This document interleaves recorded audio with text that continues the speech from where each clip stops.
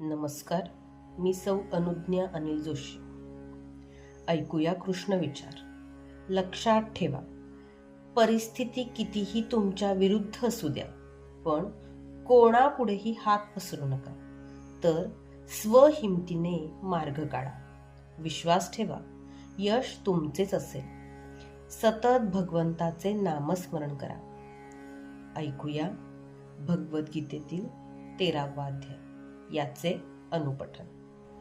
ओम श्री परमात्मने नमः. अथ त्रयोदशोऽध्यायः. श्री भगवानुवाच. इदं शरीरं कौन्तेय क्षेत्रमित्यभिधीयते. एतद्यो वेत्ति तं प्राहुः क्षेत्रज्ञ इति तद्विदः. क्षेत्रज्ञै चापि मां विद्धि सर्वक्षेत्रेषु भारत. क्षेत्रक्षेत्रज्ञयोर्ज्ञानै यत्यज्ञानं मतं मम. तत्क्षेत्रय्यच्च यादृक् च यद्विकारि यतश्च यत्. स च यो यत्प्रभावश्च तत्समासेन मे शृणु. ऋषिभिर्बहुधा गीतैः छन्दोभिर्विविधैः पृथक्. ब्रह्मसूत्रपदैश्चैव हेतुमद्भिर्विनिश्चितैः. महाभूतान्यहङ्कारो बुद्धिरव्यक्तमेव च. इन्द्रियाणि दशैकाञ्च पञ्चचेन्द्रियगोचराः.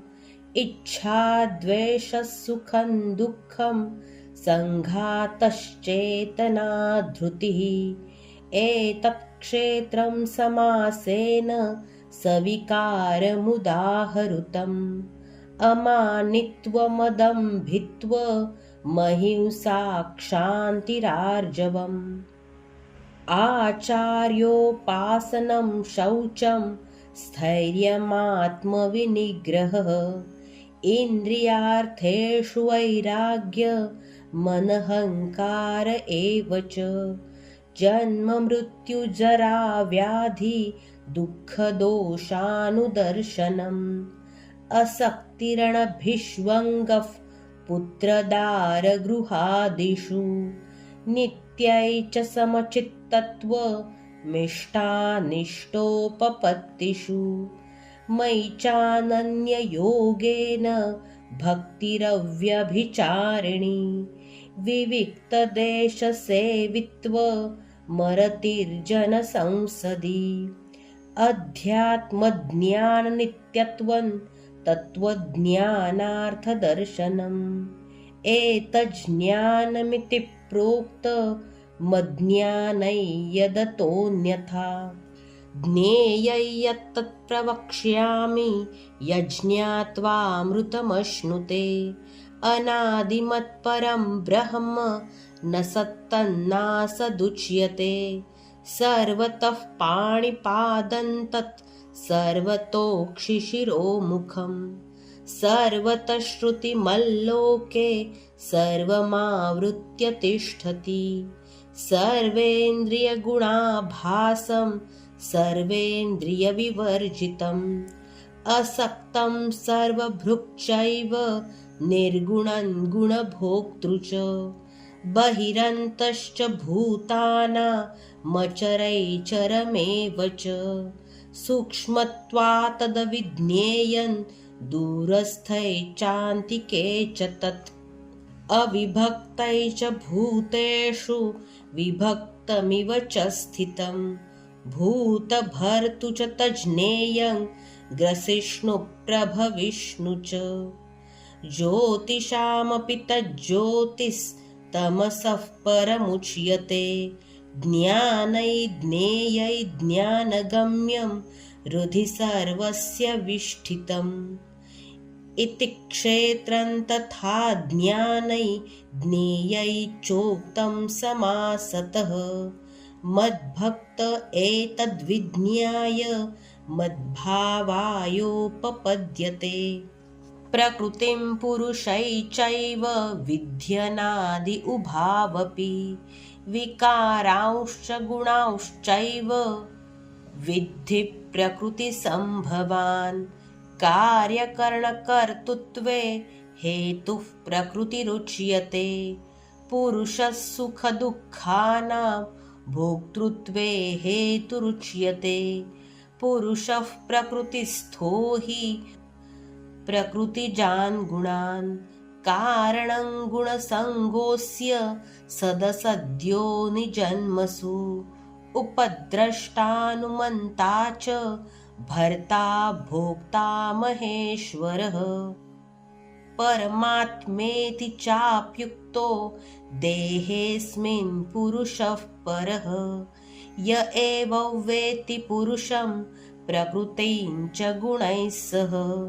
सर्वथा वर्तमानोऽपि न स भूयोऽभिजायते ध्यानेनात्मनि पश्यन्ति केचिदात्मानमात्मना अन्ये साङ्ख्येन योगेन कर्मयोगेन चापरे अन्ये त्वेवमजानन्तः श्रुत्वान्येभ्य उपासते तेऽपि चातितरन्त्येव मृत्युं श्रुतिपरायणाः यावत् संजायते किञ्चित् सत्वं स्थावरजङ्गमं क्षेत्रक्षेत्रज्ञसंयोगात् तद्विद्धि भरतर्षभ समं सर्वेषु भूतेषु तिष्ठन्तं परमेश्वरं विनश्यत्स्व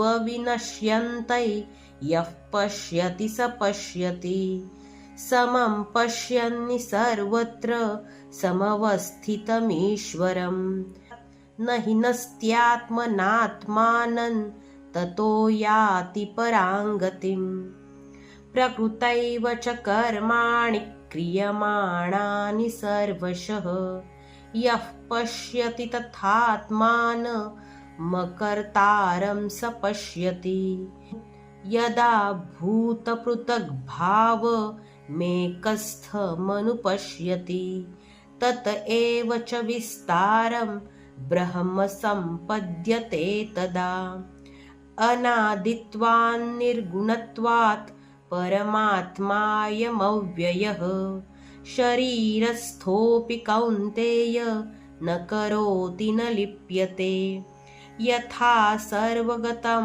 सौक्ष्म्यादाकाशन्नोपलिप्यते सर्वत्रावस्थितो देहे तथात्मानोपलिप्यते यथा प्रकाशयत्येकः कृत्स्नल्लोकमिमं रविः क्षेत्रं क्षेत्री तथा कृत्स्नं प्रकाशयति भारत क्षेत्रक्षेत्रज्ञयोरेव मन्तरैज्ञानचक्षुषा भूतप्रकृतिमोक्षै च ये विदुर्यान्ति ते परम् ॐ तत्सदिति श्रीमद्भगवद्गीतासु उपनिषत्सु ब्रह्मविद्यायां योगशास्त्रे श्रीकृष्णार्जुनसंवादे क्षेत्रक्षेत्रज्ञविभागयोगो नाम त्रयोदशोऽध्यायः।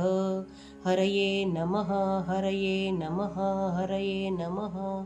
ओम श्रीकृष्णार्पणमस्तु। अशीच भगवंताची अखंड सेवा करूया। रामकृष्ण हरी। लाईक फॉलो नक्की करा। धन्यवाद।